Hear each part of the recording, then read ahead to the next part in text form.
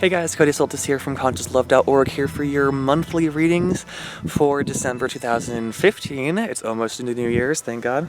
I'm going to keep this intro short so we can get lots of readings done with this battery. I'm going to be using the Wisdom of the Oracle by Colette Baron Reid and the Angel Heart Sigils deck by Stuart Pearce, the companion to Angels of Atlantis. So my readings are kind of on pause. If you guys want personalized readings, you can still submit the form. Just know I'm not going to get to you for a while. I think I'm going to change it so that everyone just gets a voice recording reading, because it's a faster way for me to just be recording, send, record, send, instead of having to type or having to make a video and then edit it and then wait for it to convert. Audio files are easy. So that's what I might just be doing for all of you, but despite your requests for other things. If any of you are deaf or hard of hearing, we can find a way. I can learn sign language. I want to relearn sign language because I knew it, and it's so expressive and passionate, and I'm sorry, I have a thing for Niall DeMarco at the moment, and I hope he wins. I don't watch those shows until there's a marathon on, then I can't stop watching, and yeah, just come on, universe. So, let's get into these readings for all the individual signs. Love you guys. Hello, Capricorn. So, let's talk about, first, briefly, the card spread. We have one card, that's kind of our overarching theme, our primer at least, to get us settled into the energies we're talking about. Then we have three cards, that's kind of the beginning, how to get there, and the end. But I don't want you thinking beginning of the month, middle month, end of the month. I want you thinking how I am now, how I'm going to change, and how I will be after I change, because we're constantly evolving, right? So focus on that. Same thing in the beginning, before we change, we have emotional experiences. So the heart is the now. We're having these emotional issues right now, or emotional reactions. The strength is our guidance, is our challenge to overcome, is what strength that we do have, even if we don't believe that we have it. It's that part of us that we're strengthening. It's the part of us that is strong and that is being presented with an opportunity to show its strength. And the last card again, which is also where we are at the end, is the soul, is the spiritual lesson, is how we will be fulfilled and transformed by the end of the month, or whatever. Wherever you are. This is just a timely check-in, not a definitive at this midnight to midnight on the 1st and the 30th. No. So, let's talk about these energies first. We have Enigma with the wonderful Mona Lisa there, and Archangel Raziel. We are complicated people, aren't we, Capricorn? And we're having some complicated emotions, we're having some complicated self-discoveries. I'm seeing the inside of us being like a maze, where it's like we're right now have been puzzled, but what we're doing is navigating ourselves. We're figuring out ourselves in this puzzling, troubling time of our experience. And other people might really be confused by you right now, or just you can't relate to people right now at all because you're still trying to relate to yourself. You're still trying to see, like, I don't feel like me, but I know I'm me, and I'm just trying to figure out things. It's like you don't feel quite comfortable in your body almost. It's just like, and maybe I've said before that I just want to get out of my body and come back in. Well, maybe you came back in and it's like, oh, I came in sideways and I just feel wrong. That could be a really real thing of taking the time to just deflate and move into that. It's totally fixable once you realize that you're not limited in space. But yeah, totally. Whatever you've been going through emotionally, or just, I say spiritually, meaning in life. In all senses of the word. Physical, emotional, intellectual, whatever. Has make you puzzled. Have makes you realize of your own contradictions, of your own irrational, emotional behaviors. Have made you aware of just really your inner space. I'm just really seeing like you trying to navigate within yourself. And it's just like you're not working internally the way that you used to work. These things used to make you happy, not that they don't. Or thinking about this used to make you happy, but now it makes you sad. And you just feel like your whole circuits have been taken out and switched up and placed in different things. And it's like you try to move your left elbow, but you move your right leg. And it's like, what am I doing? I feel klutzy. I feel flustered. I can't talk right to people. I don't even want to be talking because I'm just trying to feel right, you know? It's okay to feel that way. It's totally okay and understandable to feel that way. Because you're not mixed up, you're untangling yourself.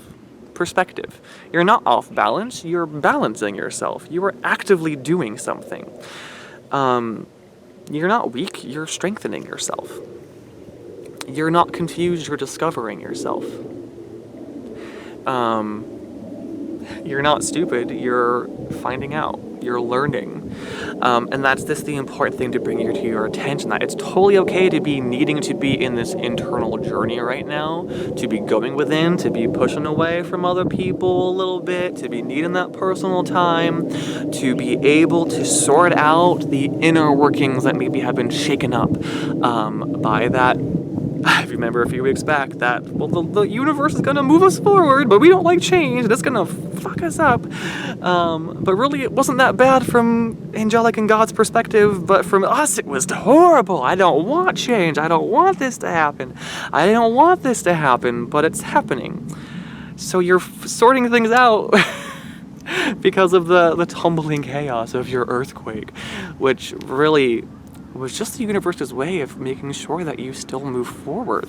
We got too comfortable. We got too stuck in our ways. We got too solidified, too solid, too grounded, too unchanging. We're not going to evolve anymore without these things. And that's when we have chaotic experiences. Same thing with the broken bone metaphor I gave on, I think, Pisces or Tauruses, because I think it relates to Capricorns as well. The energies are very similar. So maybe go check out the Taurus one after this, Earth signs. If you're rigid, but you're broken, just like a broken bone, you have to break the bone back into place for it to heal properly. If you're, loose and not as rigid in that sense, then your transformations, your movements and realignment and your rebalancing is less chaotic, less emotionally frustrating. That's the lesson I really want to give. So, we, Capricorns, have really in the past been stuck, have just been unchanging, maybe really too hard, too mean, too nasty, too sure, not even sure of ourselves, but presenting ourselves as if we got this because we're just so grounded and strong, and we're mimicking strength instead of really feeling strong, and that's really a sign of our insecurities and our vulnerabilities. It's the showing of strength when really we feel empty. So we had to break that down universally to help us move forward. Okay? So just keep that in mind, that it's totally okay that what you're feeling, and you can feel better if you want by the universe, but you're going to understand why it all happened and how you've learned and how you've grown from all of this. Again, that's our emotional challenge right now, is having a deep knowing of ourself. This just came up in the Aquarius one, and I literally just shuffled. The cards keep coming back. We're taking this time to get to know her. I love how that card came up after just talking about we're in a puzzle. This is all about having a deep understanding of ourself. That's the emotional challenge that we're dealing with right now. And I kind of already spewed about that. So let's look at our challenge, which makes sense. These are things that we need to be thinking about and talking about. We have no place like home. It is in the protection stage. This is saying, again, the whole story of yin and yang and how we need to go through periods of darkness. We need to. It's not evil, it's not bad, it's not that, we just have to go through shit times. No, if you're perceiving it that way, you're missing the point. It's all good. We're missing that sense of home because of these changes. We're missing the sense of being grounded and happy and everything working out and being the materializing manifestors that we are as earth signs. We miss feeling confident instead of being bitchy or just aggressive. We miss just being happy, and that's what we're getting back to. It's just, we have to get through the night. It's kind of like an addiction. Maybe that's why your way is suspended, so you can't escape this experience. You need to have this dark experience so that you can turn on your light in your inner home. And you're put up there almost like an addiction. Like, you have to go over this hump in order to keep getting better. Like, make it through the night, I'm kind of getting. And it's so beautiful here. It's so beautiful here. It's so safe here. You're so watched over by the night, by the yin, by the female. If you see that face there on the moon, dark isn't evil. It's night. It's yin. It's female. It's the opposite energy that we have for experience. It's for balancing. We're a universe constantly rebalancing itself. So just really, just be mindful of that. There is no place like home. Maybe focus on home. Maybe be focusing on where you're going and acknowledging that home is where the heart is. Home is within you. Home is a feeling. Home is a sense of love, and that's what you should be focusing on instead of focusing on the picturesque home of where, we're all in the same house and we're all loving and we're all happy and we all eat dinner together. Maybe it is about trying to get back to that, but maybe it's also acknowledging that home is that feeling of connection and love and support that you have, and that's what we should be focusing on instead of the external aesthetics, the external appearance of a home. Your home could be that person in the hospital bed because you love them and you feel that they're not in your home right now, so your home feels broken or shaken. Your home is always with that person, here, dead or alive, next to you or across the world. You are home. You are home. They are always connected to you in your heart. Always, always, always. And even if they are departing you, which is the hardest thing with being spiritual, because we talk about the afterlife, but still it does not fully remove necessarily the emotions that we experience. But that's okay. You're allowed to experience them. You're allowed to feel however you're feeling. Okay. Ooh. So, point being, and maybe I don't want this to be a scary prediction for you. Our soul lesson, our spiritual lesson, well, we're going to be at the end. We do have time to go. And for some reason I'm being filled to compel that there's someone with someone who's sick that maybe is dying, which is why I got that image of someone in a hospital bed.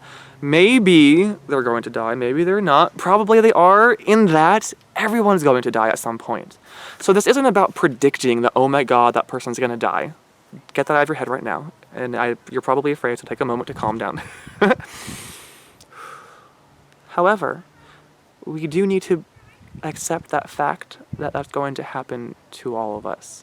This is about letting go. This is about releasing control. Just as we were trying to control too much, way too much, and we got shooken up from the earthquake, and we got shooken up from these experiences, and we feel that we're lacking control. This is about letting go of our need to control, and allowing and permitting change to happen, allowing and permitting people to leave, for us to leave, for this soul to depart, to know that we're always home.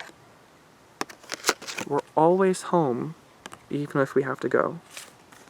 No matter how far away that we are together. Same thing with YouTube, same thing in spirituality.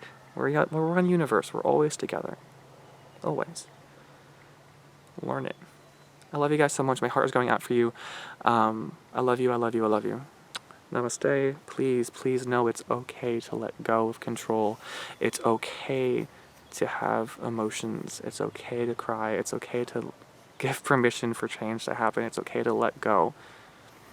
And actually letting go is going to make the experience much more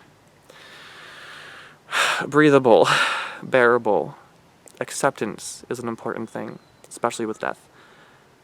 If you're holding on to the inevitable, it's just going to be this horrible experience. But if you begin to release and let go, and just let it be okay, and let it be okay to cry, and let it be okay to be in pain, it'll be okay. Okay? I'm here for you. I love you guys so very much. If you need to talk, I'm here. Shoot me an email. Everything you need is in the description below. Okay? I love you. I really do. I really do. Bye, guys.